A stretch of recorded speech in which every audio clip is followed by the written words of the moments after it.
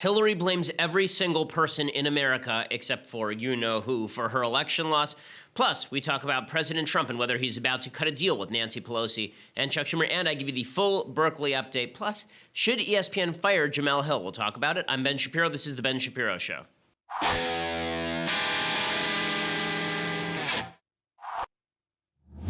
So tomorrow, Hurricane Ben makes landfall in Berkeley. This is apparently the headline that we're getting from the left-wing media. And we will explain to you what exactly is going to happen tomorrow at Berkeley and how you can get standby tickets. They are sold out, but there is talk about a bunch of protesters having taken tickets and then walking out until we have a standby line. I'll explain to you how you can take advantage of that. Plus, I will give you the entire rundown on Hillary Clinton and why the Democrats are now saying that President Trump may actually be Teflon.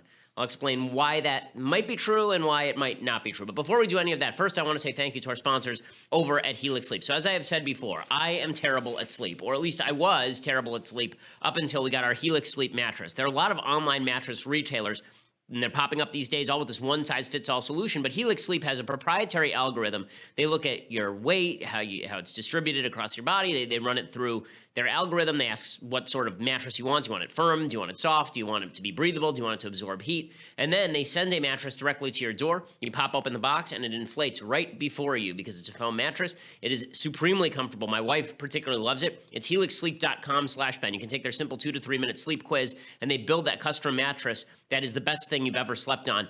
It also allows you to have different settings for one side versus the other. So if my wife wanted to sleep on a different type mattress than I did, they can create a mattress that has two different sides to it. Everyone from GQ to Cosmopolitan to the New York Times talking about Helix Sleep, and there's a reason for it. Your custom mattress arrives directly to the door in a week, and shipping is completely free. Try it for 100 nights, and if you don't like it, or you don't love it, they'll pick it up and they will refund you in full. Right now, go to helixsleep.com/Ben. You get a $50 discount toward your custom mattress. Again, helixsleep.com/Ben. Use that /Ben. You get a $50 discount toward your custom mattress. Again, that's helixsleep.com/Ben. Most comfortable mattress I've slept on. And again, use that /Ben so that they know that we sent you and they understand that their advertising is working well. Okay, so the big story of the day is, of course, Hillary Clinton continuing to make the rounds. Before I get to that, I want to explain how you get tickets to the Berkeley speech. So it is sold out.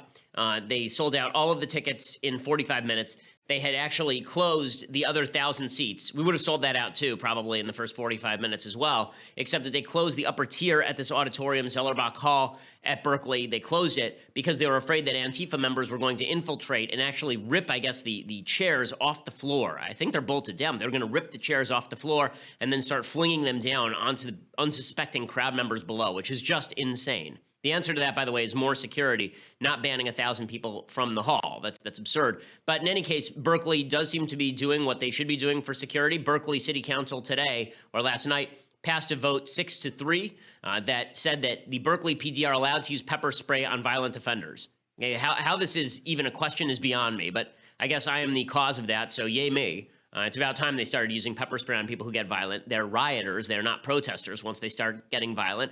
Apparently, there had been a 20-year ban in place on using pepper spray against violent protesters because Berkeley is one of the world's dumbest places. So if you want to get standby tickets, then you can go over to the Berkeley College. You can go over to the Berkeley campus tomorrow.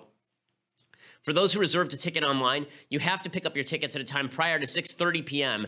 on Thursday, September 14th. Any tickets that are unclaimed by 6:30 p.m. will be forfeited by those who reserve them, and they're setting up a standby line right now. There's a standby line forming at Memorial Stadium box office at the UC Berkeley campus beginning at 5 p.m. Starting at 6:30 p.m., they will start distributing unclaimed or forfeited tickets. Right now, I think there are only about 15 tickets, actually. But if that changes, then be first in line to receive all of those because I have a feeling there might be more than a few unclaimed tickets. I think that there are going to be a lot of people on the left who reserve tickets just to make sure that there are seats that are empty. So if you really want to get in, then go over to Memorial Stadium box office at the UC Berkeley campus beginning at 5 p.m. tomorrow, and I will see you there because it should be a lot of fun. Widely anticipated, a lot of media coverage of this particular speech, and I'm very much looking forward to seeing all of you. So that is exciting stuff. Okay, so Hillary Clinton is doing her own book junket. She will not leave. And this is the worst thing in the world for the Democrats because she was such a deeply unpopular candidate that she really lost the election more than Donald Trump won it. And I say that knowing that Trump may have been the only Republican candidate who could beat her. That's not a rip on Trump. This is just to point out how unpopular Hillary Clinton was. She won fewer votes in Michigan than Donald Trump won fewer votes in Michigan and won the state than George W. Bush won in 2004 in Michigan, and George W. Bush lost the state of Michigan. That doesn't demonstrate a vast Trump movement. It demonstrates everyone dislikes Hillary Clinton. Same thing in Wisconsin. Mitt Romney actually outperformed Donald Trump in Wisconsin in 2012. Mitt Romney lost the state. Trump won the state. Why? No one showed up to vote for this lady. No one showed up to vote for her. So she now comes along, and she is going to give her explanation for why she lost. And naturally, the explanation for why she lost is because everyone is mean to her. It's just the end of the world. Everyone is cruel and mean and vicious. Her book came out yesterday, and apparently it is a heaping pile of garbage. There are amusing parts of it. I will admit, I've read some of the sections of it. I haven't had a chance to pick it up as of yet. It's been a bit of a busy week. And frankly, if I can somehow put it off to the point where it becomes irrelevant to the news, that'd be great, because I would not want to spend 4 hours reading her book. But she is blaming everyone. I think my favorite part of this book is there's a quote that came out from her book that is just astonishing, where she just completely misses how it is that the Orwell novel 1984, what it was about. So she actually writes this in her book. Attempting to define reality is a core feature of authoritarianism. This is what the Soviets did when they erased political dissidents from historical photos. This is what happens in George Orwell's classic novel 1984, when a torturer holds up 4 fingers and delivers electric shocks until his prisoner sees 5 fingers as ordered. The goal is to make you question logic and reason and to sow mistrust. For Trump, as with so much he does, it's about simple dominance.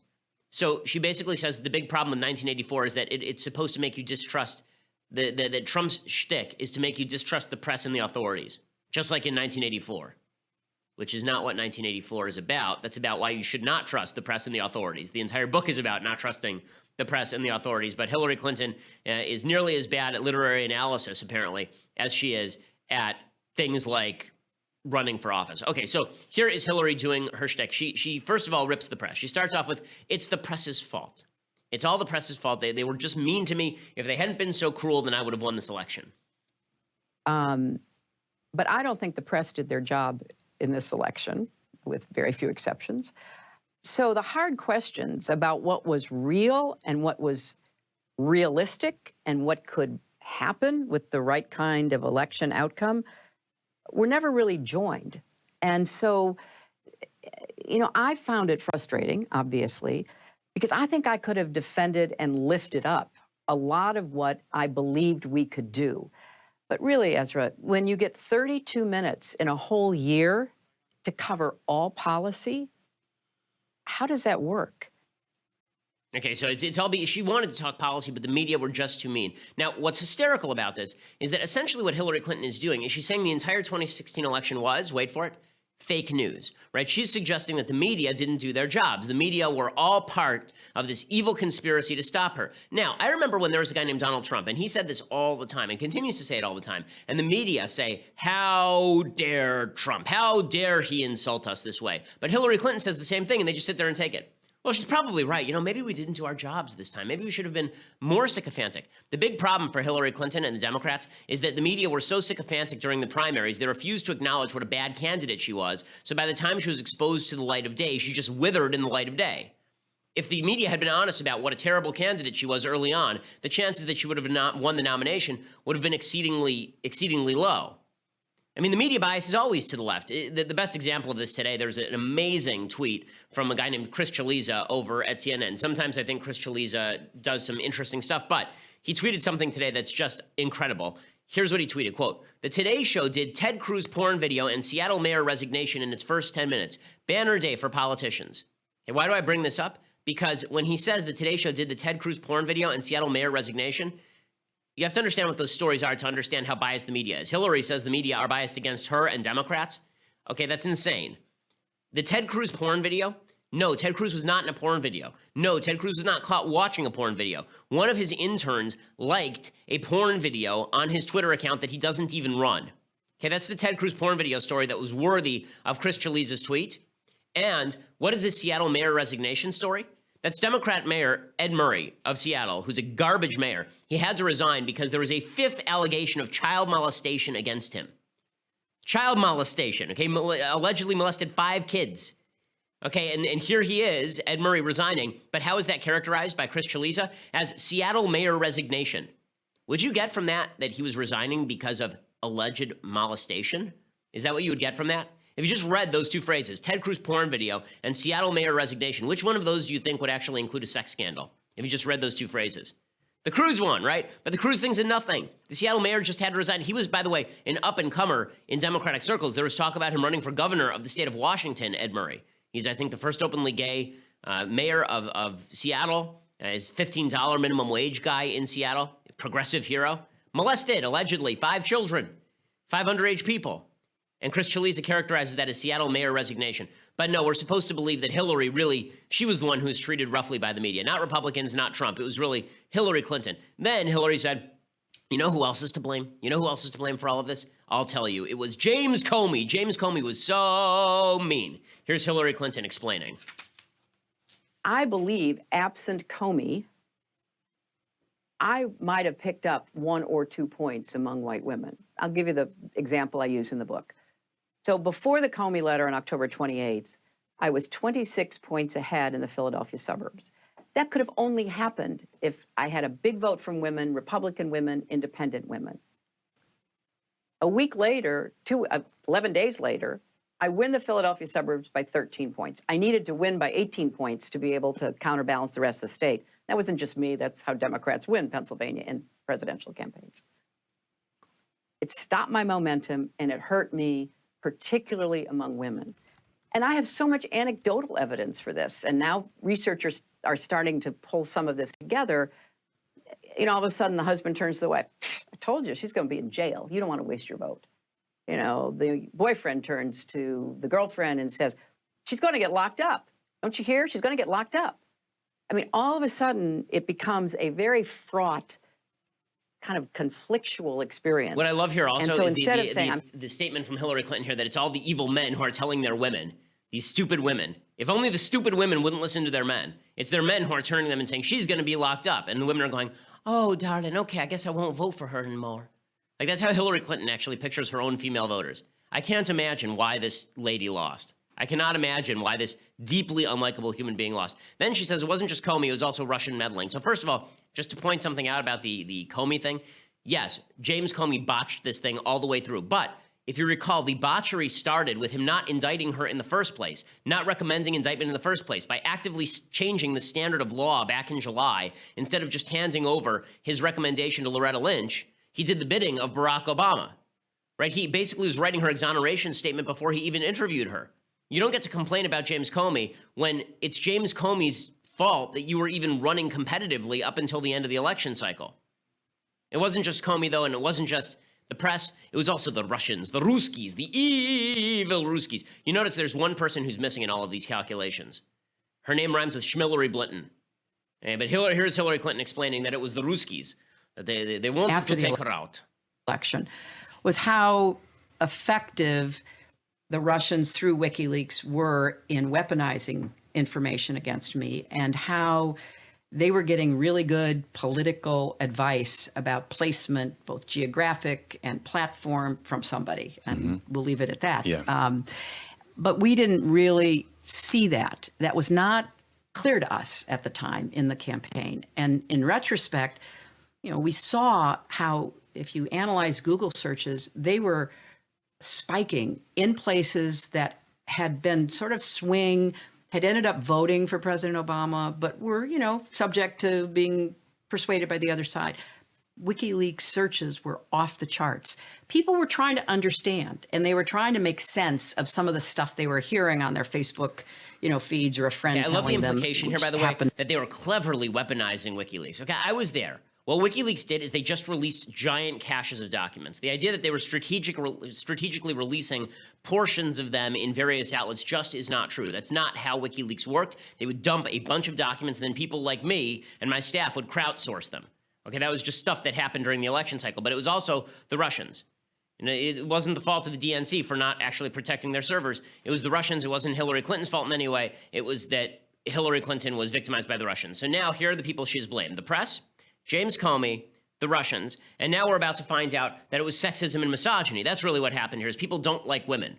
right? It was people don't like women. It wasn't people don't like Hillary Clinton. It's they don't like women in general. Like white women, who, by the way, went for Donald Trump by a pretty wide margin. It's that white women hate women. That's really the problem here. I was really quite taken aback at the attitude and the behavior of my general election opponent, because he made no bones about it, literally. He was so sexist, and not just about me, but about his Republican woman opponent, his women and reporters on TV and elsewhere. So it was really a part of the atmosphere. And I want not just women, but men as well, to know this is endemic. Sexism and misogyny are still endemic. We've made progress, but we can't allow ourselves to go backward. And as I point out in the book, it never was just about me. I happen to have the big bullseye on my head, but it was about women. And in the months since, we've seen reports out of Silicon Valley and other businesses, as well as politics, where distinguished women like Elizabeth Warren or Kamala Harris or Kirsten Gillibrand, or others in the media are being treated to a level of overt sexism. Okay, this is absurd. This is absurd. People don't like Hillary Clinton. It's not they don't like women. That's ridiculous. Okay, Kamala Harris is only being talked about for the presidency because she's a woman. She's been in the Senate for 5 minutes and done nothing. Elizabeth Warren being talked about for president is an absurdity. I know Elizabeth Warren. She's a professor at Harvard Law School, and I was there. Okay, the idea that Elizabeth Warren is being talked about as a presidential candidate is an absurdity. Kirsten Gillibrand. These are absurdities. But the idea that these are being treated, it's that sexism was unlocked in the last election cycle. No, what happened is that people got tired of people like Hillary Clinton labeling them sexist, and they didn't care what Trump had to say anymore. That's what happened here. People had a choice, right? They could either take Trump with, yes, some of his sexism, but at least he wasn't calling them sexists, or they could take Hillary Clinton, who was lecturing them every single day about how they hated women. And that was an easy choice for most people. But no, it's that Americans are sexist. Americans are brutal and sexist. That's the real issue here. I don't remember Hillary Clinton speaking out the same way about any of the various Republican women over the course of her long, illustrious career. I remember her speaking out the same way when she was targeting Juanita Broderick, when she was targeting Kathleen Willey, when she was targeting Monica Lewinsky. I don't remember her speaking out the same way in favor of women, obviously. So I love this revisionist history that it's all about Americans decided they hated women. Just like Ta-Nehisi Coates has said Americans decided they hated black people, Hillary says Americans decided that they hated women. But it's not just that. Hillary also blamed Bernie Sanders, and we'll get to that in just a second. Again, everyone has to be blamed. And the reason this is important, folks, is because I don't think the Democratic Party has actually moved beyond this mentality. I think they are stuck in a rut. I think they're stuck in a place where they basically want a divorce from the American people over this election cycle.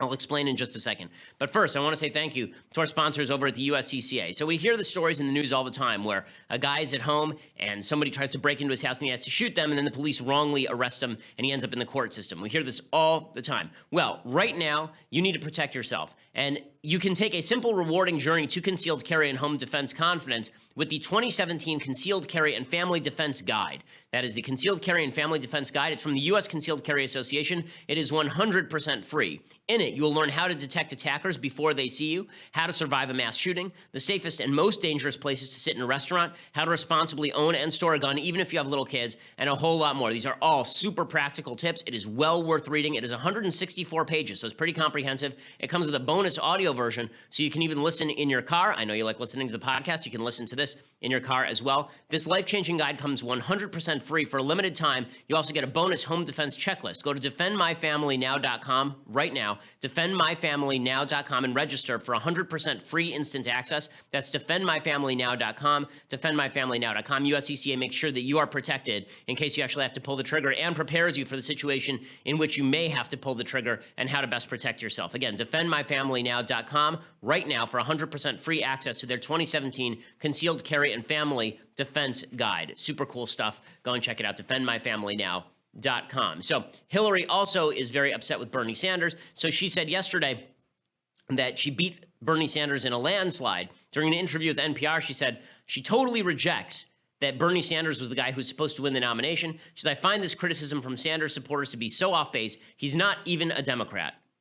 Right, so this is the big problem, is that he's not even a Democrat. She said he and his followers' attacks on me kept getting more and more personal, despite him asking me not to attack him personally. And I really regret that. But now he's got a chance to prove he's something other than a spoiler. And that is to help other Democrats. I don't know if he will or not, but I'm hoping he will. Right, so there she is attacking Bernie Sanders.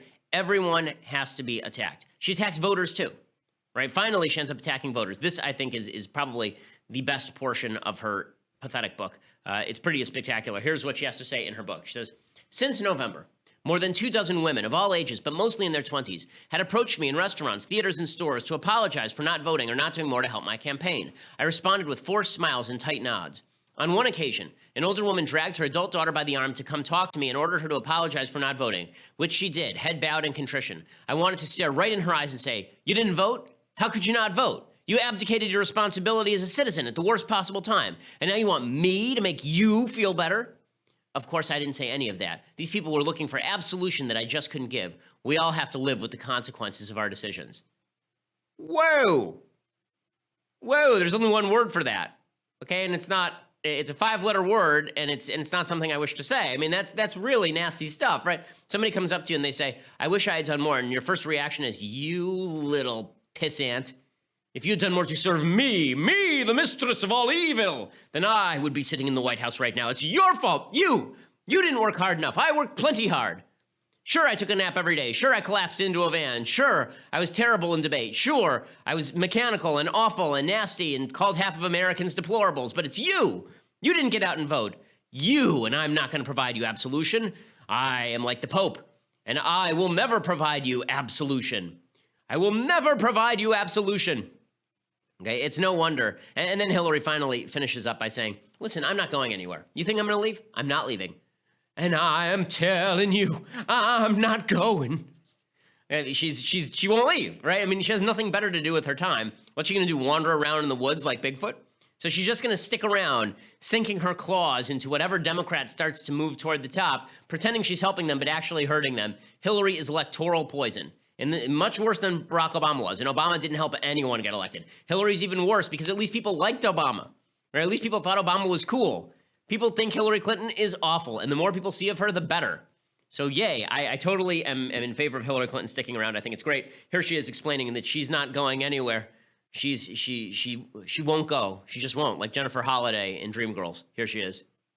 There are many people, including some Democrats, who would be happier if Hillary Clinton stayed in the woods. Didn't write this book. Didn't reopen the wounds of 2016. Well, they're going to be disappointed because I think it's important for people with my experience and my insight into what went on in the campaign, but more generally about our country, to speak out.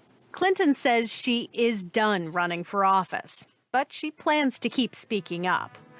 Oh, please do. Please do. The thing is that Hillary Clinton, as just a human being, is an incredibly vindictive person. And you can sense the vindictiveness of the Democrats in her. Okay, she's a good avatar for their vindictiveness, that what they really are about is castigation of the other. If they really wanted to win, they'd run somebody like Joe Biden, right? Okay, I don't make a habit of giving advice to Democrats. If you wanted to win, you'd run somebody who didn't spend their time ripping on Americans as a bunch of know-nothing, sexist, bigot, racist, homophobes who wouldn't get out and vote for you because I deserved it.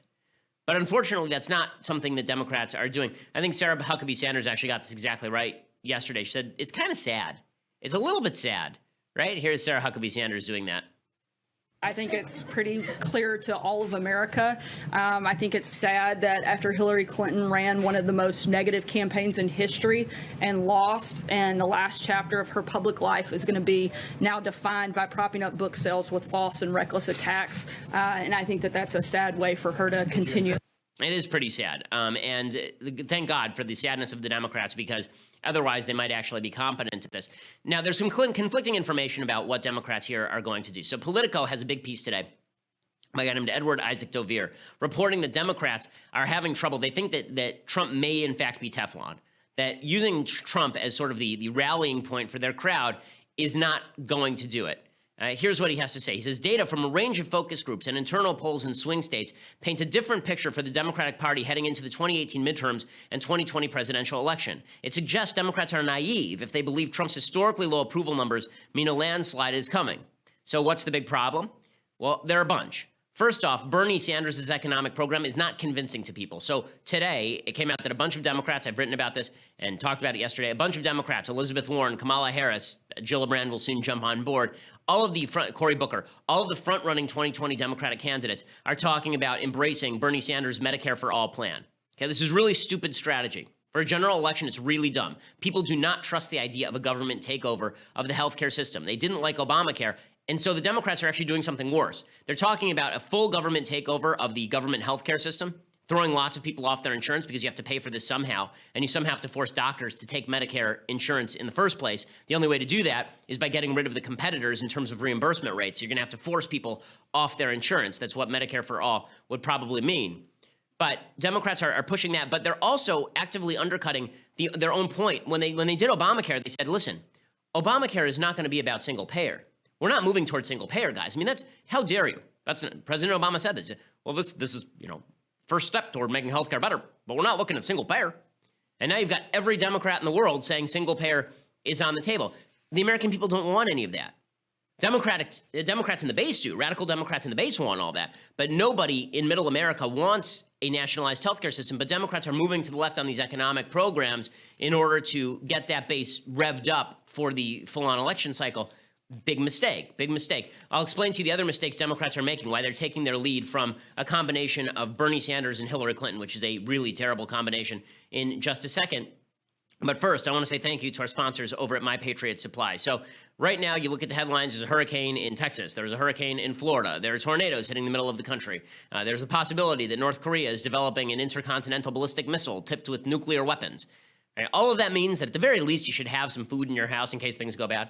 It's not too much to ask. For $99, you get 102 servings of breakfast, lunches, and dinners from My Patriot Supply. Get their new survival food supply for just $99, less than $1 per serving. Order now at 888-803-1413, 888-803-1413, or online at preparewithben.com. It's $99 plus free shipping, preparewithben.com. My Patriot Supply believes in old-fashioned values. They're good folks, so go over and work with them at 888-803-1413. 888-803-1413, preparewithben.com. Again, protecting your family for $99 is a no-brainer. You store the food. You don't have to worry about it ever again. People at the office say it tastes like home cooking, so it's good stuff. And there, you see how the shelves basically empty anytime there's any sort of disaster. Don't be the person who's caught left holding the empty bag.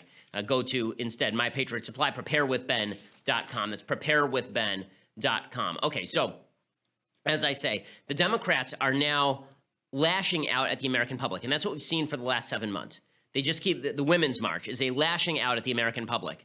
The support for the Black Lives Matter movement, it's a lashing out at the American public. We're seeing a consistent lashing out at the American public. And it's really ugly, and that's what's driving people into Trump's camp. So what are their new strategies to fight Trump?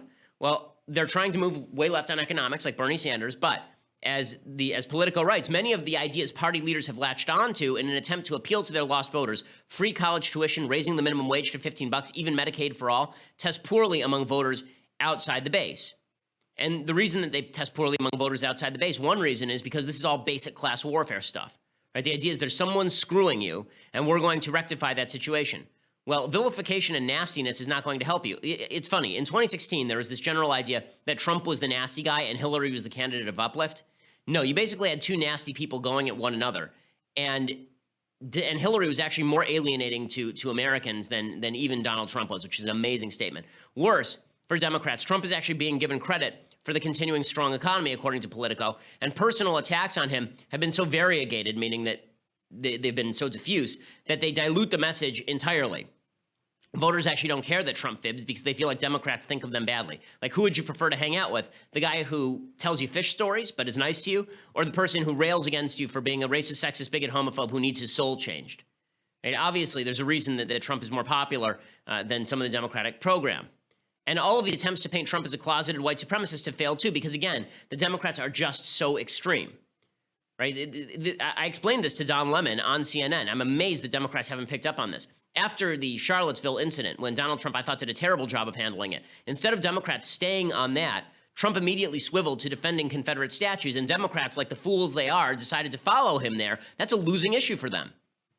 And they're so radical that they're actually justifying a lot of what Trump had to say about the statues, right? Trump said, once you get rid of the Confederate statues, the next move is to get rid of the Jefferson statues. Today, report from Charlottesville, Students at the University of Virginia have now draped in black tarp the Thomas Jefferson statue. Thomas Jefferson founded the University of Virginia. He founded it. Okay, now they're draping his statue with a black tarp. And you wonder why people are resonating to Trump?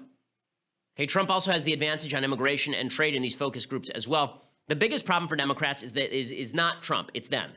They come off as people who look down their noses at everyday Americans, who see Trump voters as losers and as morons, who see people who didn't even vote for Hillary Clinton as to be alienated, right? This is how they see Americans, and Americans pick up on this.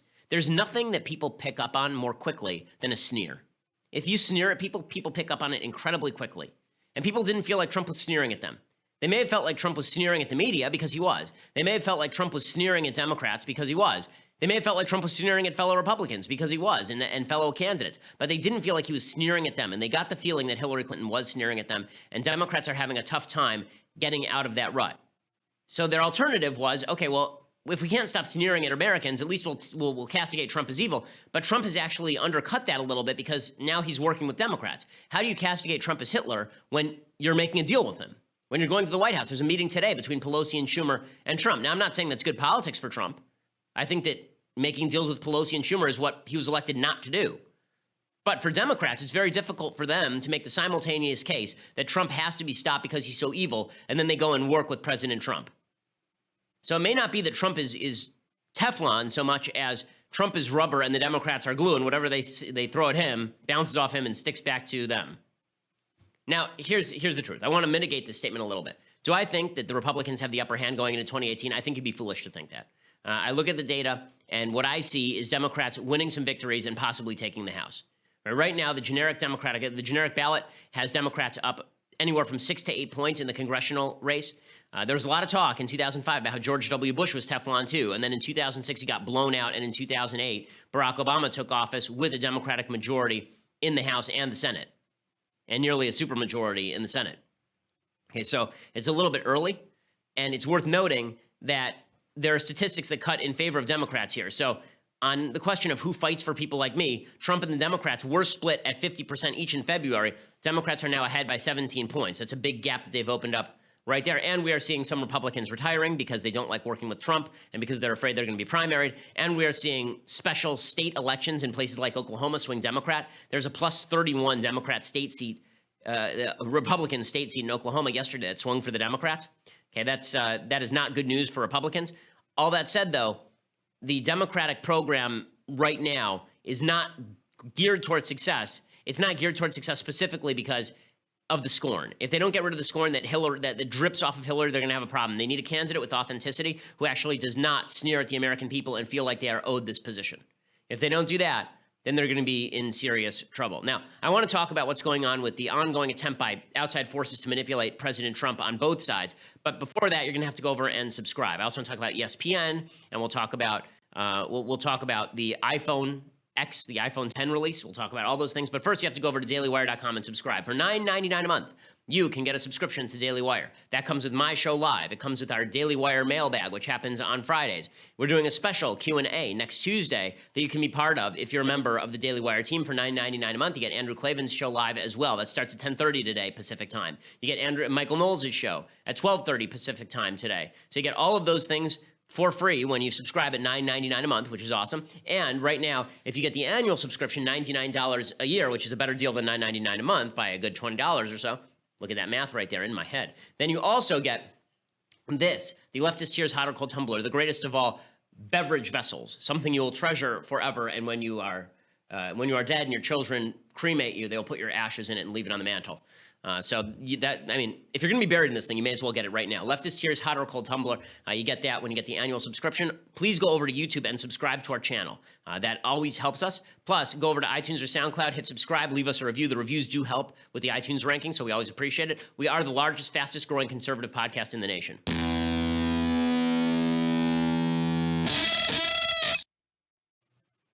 Now, I've talked a lot about the Democratic failures, how they're going to try Bernie Sanders economics, which is not popular and does not hold up with the American people, and how they've tried Barack Obama intersectionality, and how the scorn that Hillary Clinton holds for American voters is infused throughout the Democratic Party because they just can't believe that Americans would have elected Donald Trump. But on the other side of the aisle, there's a lot of confusion with regard to President Trump. What's he going to do now? So there's a big meeting today between Trump and Pelosi and Schumer.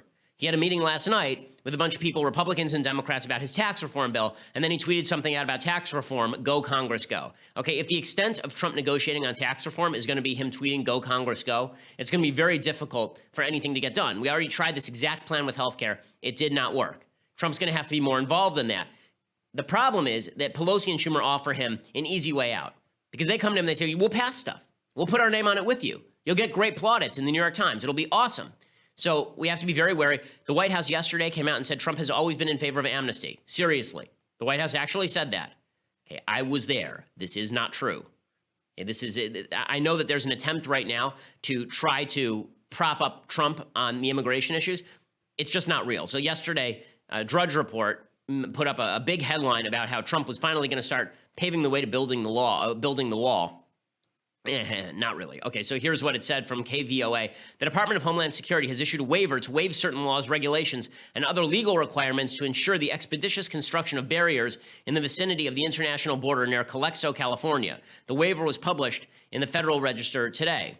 So is that really a waiver that we're going to get started building on the wall? Well, not really, because from 2005 to 2008, the department actually used that waiver authority 5 times. Okay, was a wall built? No, a wall was not built. That does not mean that we are going to be building a new wall. It means that they are replacing current wall. They're replacing border fence that currently exists. So no, that is not the building of the new wall. Don't be fooled by the headlines. Well, there's also an attempt that's quite fascinating. A lot of Republicans on various sides of the aisle have decided that it's imperative to flatter Trump into backing their positions. So the fascinating thing to watch right now is that Steve Bannon, who sees himself over at Breitbart as sort of the avatar of Trumpism, right? The great philosopher king of Trumpism. He's been pushing Trump on some things that I agree with, actually, and some things I don't agree with. But the people who are not on Team Bannon, a lot of those people who want Trump to do different things, they're now using Bannon as a foil, and they're picking on Bannon's criticism of Trump in order to drive a wedge. In other words, I think a lot of people have now figured out Trump's gig, his whole shtick. Right? His whole shtick is if you praise him, he likes you, and if you criticize him, he doesn't. Right? That's Trump's entire shtick. So a lot of people are basically now picking up on this, and they're trying to find instances where their own political opponents have attacked Trump, and then they're trying to highlight to Trump those people are attacking him so he'll move away from their policies. Good example of this. So Sarah Huckabee Sanders, who is obviously in the administration, a lot of people in the administration are not big Bannon fans. He was just ousted a couple of weeks ago. Steve Bannon had said that Trump's biggest mistake was firing James Comey, the FBI director. Sarah Huckabee Sanders is trying to drive a wedge between Bannon and Trump. Here she is doing it.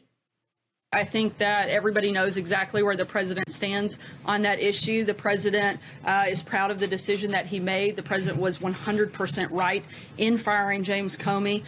He knew at the time that it could be bad for him politically, but he also knew and felt he had an obligation to do what was right and do what was right for the American people and certainly the men and women at the FBI. I think there's no secret. Comey, by his own self-admission, leaked privileged government information. Weeks before President Trump fired him, Comey testified that an FBI agent engaged in the same practice, they'd face serious repercussions. I think he set his own stage for himself on that front. His actions were improper and likely could have been illegal. Comey leaked memos to the New York Times, your own outlet. He politicized an investigation by signaling he would exonerate Hillary Clinton before he ever interviewed her or other key witnesses. Okay, so it's smart for Huckabee Sanders to do all this because she's defending Trump now from Bannon. But here's the giveaway. Here's what Mitch McConnell is doing today. Okay, here's the Senate Leadership Fund. They're specifically going after Steve Bannon because Bannon is trying now to undermine a lot of Mitch McConnell's favorite candidates. So here's what McConnell said. Senate Leadership Fund President and CEO Stephen Law today released the following statement in response to Steve Bannon calling James Comey's firing the biggest mistake in modern political history. Quote, Steve Bannon is dead wrong. Every fact that has come out about James Comey's handling of the Clinton email investigation has affirmed the rightness of President Trump's decision. Now, do you think that Mitch McConnell actually believes that, or do you think that Mitch McConnell is trying to play the president? And Mitch McConnell is pretty clearly trying to play the president. You're going to get more of this. The Democrats are trying to play Trump by praising him. Mitch McConnell is trying to play Trump by attacking Bannon for attacking Trump. Everyone knows the game now, and the game is personal. It is not political. It'll be interesting to see how it plays out.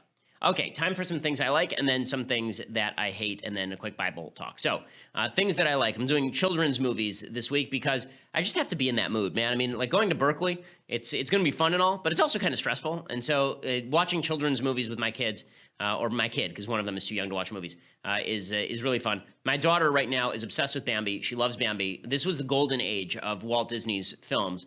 I believe this was the third Walt Disney film. I think that it went Snow White, Pinocchio, Bambi in order. But Bambi is a masterpiece. I mean, it's just the artwork is a masterpiece. Again, the attempt to promulgate traditional values in Bambi is very strong. The idea of the father deer and the mother deer and the baby deer, Bambi, growing up into the protector of the herd, right? Males are there to protect is the very strong theme in Bambi. Mothers are there to nurture, males are there to protect is a very, very strong theme in Bambi. Here's a little bit of the preview. It's such a charming film.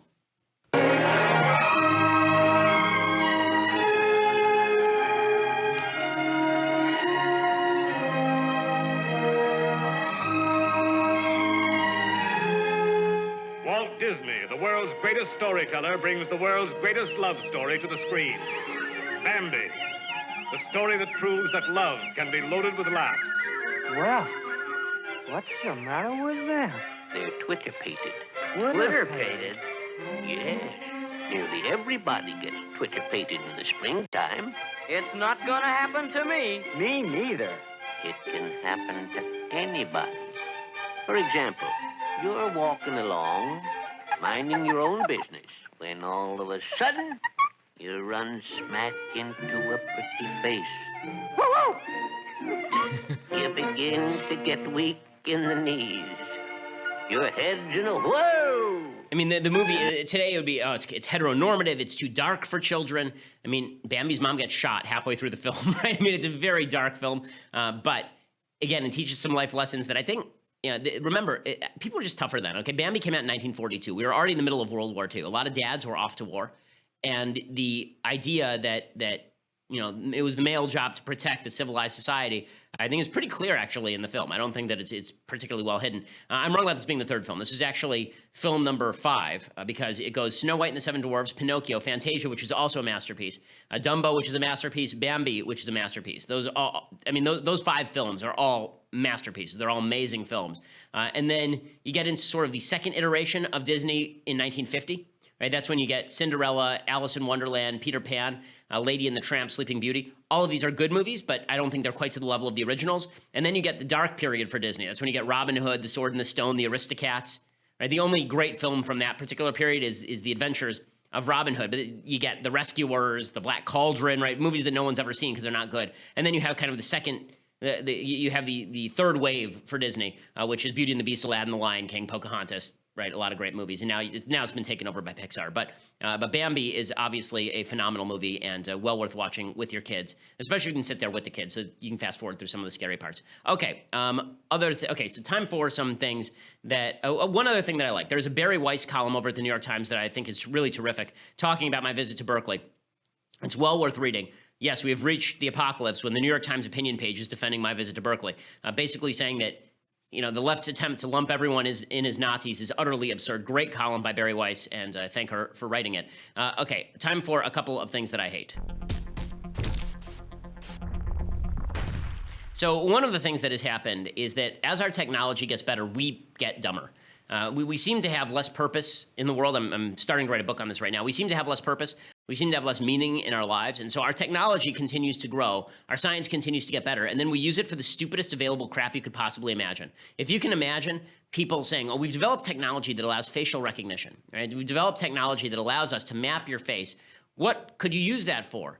In a good way. Well, maybe you could use it to help, for example, teach autistic kids how to recognize emotion, right? That seems like a good use of it because a lot of autistic kids have difficulty recognizing emotions in faces. How exactly are we going to use it, however? The way we are going to use it is we are going to make ourselves into talking pieces of poop. This was actually in the Apple iPhone 10 presentation yesterday in their big rollout.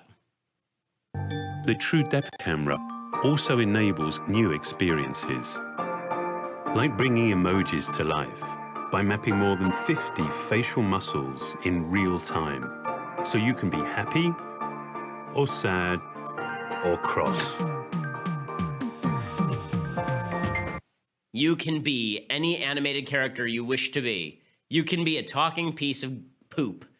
Yeah, well, welcome to the 21st century. We may have given up on, values and systems. We may have given up on the idea of a God that cares about you in the universe. But on the other hand, we can also make you. We can devolve you to the level of a talking piece of human feces. We can make that happen for you. So that's very exciting stuff. Okay, other things that I hate. There's a lot of talk today about firing Jamil Hill. She is a host on ESPN. She does a truly awful show with Michael Smith called SC6. I know because whenever I'm working out at the gym, this thing is on. It's a really crappy show. But this is not my critique of the show, which is indeed garbage.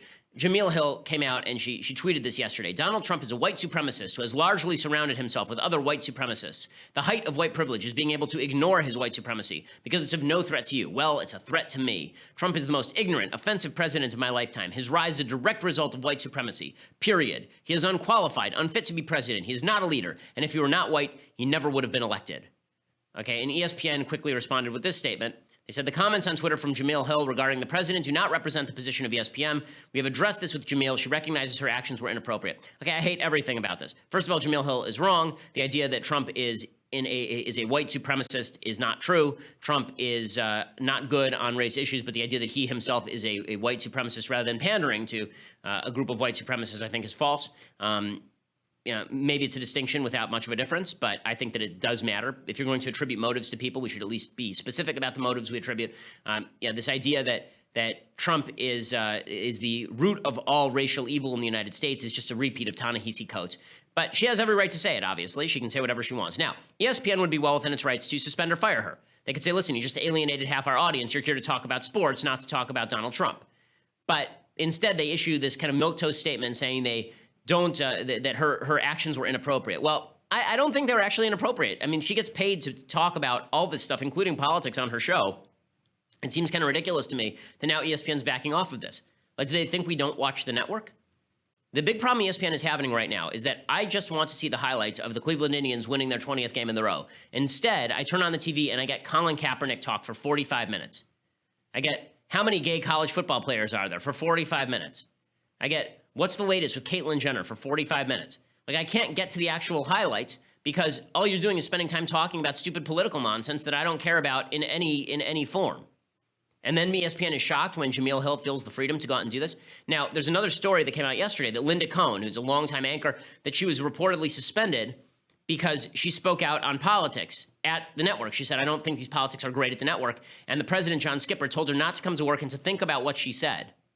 So she was suspended for saying ESPN was talking too much politics. Jamil Hill was not suspended for saying Trump was a racist. Okay, so here's my feeling about this. Jamil Hill shouldn't be fired. She shouldn't be suspended. Let the audience make their decision about Jamil Hill. Linda Cohn certainly should not be fired or suspended for having the temerity to point out the stupidity of ESPN for going full-scale political. It's one of my pet peeves. I've been talking about it for years. Turning ESPN into MSNBC with footballs is just absurd. Okay, time for a quick Bible talk here. So, as we do every week, we are going through portions from the prophets. Because in the Jewish community, last year we went over the entire 5 books of Moses, piece by piece. This year we are going through the portions from the prophets that are associated with them. This is from Isaiah chapter 61. It says, For like the earth which gives forth its plants, and like a garden that causes its seeds to grow, so shall the Lord God cause righteousness and praise to grow opposite all the nations. This is kind of an interesting verse. The reason it's an interesting verse is because the idea is that all things are invested with potentiality. I've been reading too much Edward Feser. That's that book that I recommended a couple of days ago. And he talks about the Aristotelian notion that objects are imbued with potentialities, that a pen is imbued with the potential to write, that a cup is imbued with the potential to hold liquid or to be melted down. We all have potentials, right? We as human beings have potentials. And the earth has the potential to give forth plants. And a garden has the potential to give forth its seeds to grow. And you have the potential to be a righteous person. And God can help you reach that potential if you trust in him. But you have to understand that in the Aristotelian argument, that there is no unmoved, that there is an unmoved mover. That when it comes to growth, that growth requires a mover. You have free will imbued in you by God, and you can use that to change your life. You can use that to make your life better. You have potential. Just like the earth, just like the garden, you have potential. Trust in God, which really means faith in your own free will to make decisions. doing that allows you to fulfill that potential. If you sit back and you wait for things to happen for you, if you blame the garden for not growing the seeds, if you blame the earth for not giving forth the plants, if you blame God for your problems, you're not going to get anywhere. You have to understand that it is your job to reach your own potential, and that potential does exist within you. And once you start moving in that direction, I firmly believe that God lends a hand.